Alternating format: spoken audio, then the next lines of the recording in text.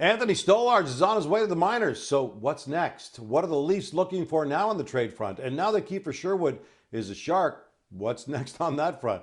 Here's insider Chris Johnston with the early insider trading. CJ, Stolarz hasn't played in over 2 months. When he's ready to rejoin the big club, it's going to be a crowded crease.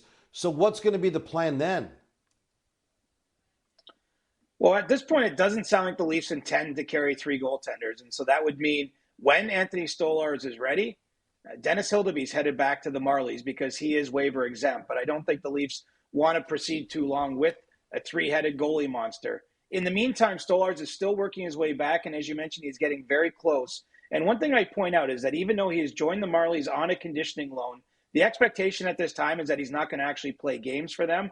He's eligible to, but this is really more about getting him practice reps, getting him his own net on the ice, because that's difficult to do when you have three goaltenders. And the Leafs, at this point, playing every other day, do not have many practice scheduled where Stolarz can get the work he needs. But he has done a lot over the last 2.5, 3 weeks on ice, and the Leafs feel that he's very close to a return. And when that happens, assuming everyone remains healthy, you will have Stolarz and Woll potentially ready for the Leafs for a game for the first time all season.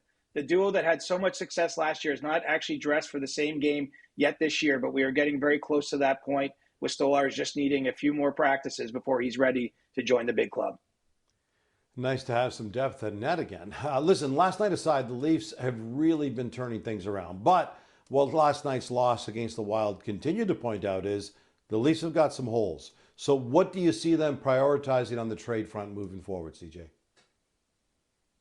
Well, they're still looking for a right shot defenseman. And obviously with Chris Tanev sideline, that remains, I think, the top priority for the team, is trying to find ways to augment the group on the back end. As you mentioned, they have certainly played some good hockey in the last few weeks. They've managed to bank a lot of points and stay in this playoff race. And I think at some point in time here, management would like to make a move or moves that can help bolster the lineup. But, while defense is the clear priority, I'd also mention that they're scouring the market for forwards. And so I don't think that it's just a one size fits all. Now, the problem the Leafs have had all year long, and it remains a hurdle, is that they can't get into the big game stuff. They just don't have the first round picks and other assets that you're seeing move in some of the larger trades we've had already this season. So, it's going to take some creativity. It may take some bargain hunting.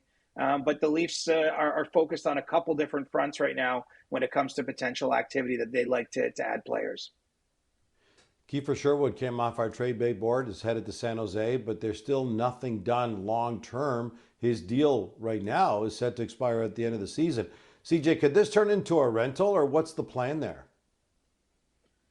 Well, it's an interesting situation because it's not yet entirely clear. I mean, certainly the San Jose Sharks would like to extend Kiefer Sherwood. They don't want to give up 2 second-round picks at the stage they're at as an organization in order to let him walk away potentially as a free agent this summer. But what I can tell you is that no deal was hammered out ahead of time with Sherwood's agent in terms of an extension, and no deal a day later exists between the club and the player. And I do think there have been some initial exploratory conversations, but the sides don't necessarily see the world the same way just yet. And so, this one might take a little bit of work and time for things to sort themselves out.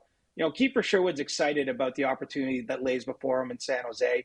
He'll likely get a chance to play alongside Macklin Celebrini, continue a season where he was on pace to score 30 goals for the first time in his NHL career with Vancouver prior to a minor recent injury he suffered.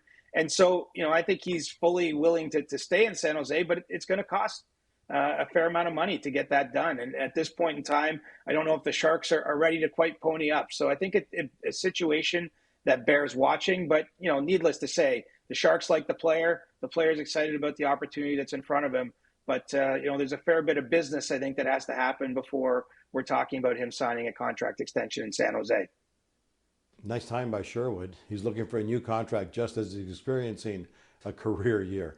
That's the early edition of IT. The full insider trading with CJ, Pierre, and Dregs is coming up on the early edition of SportsCenter.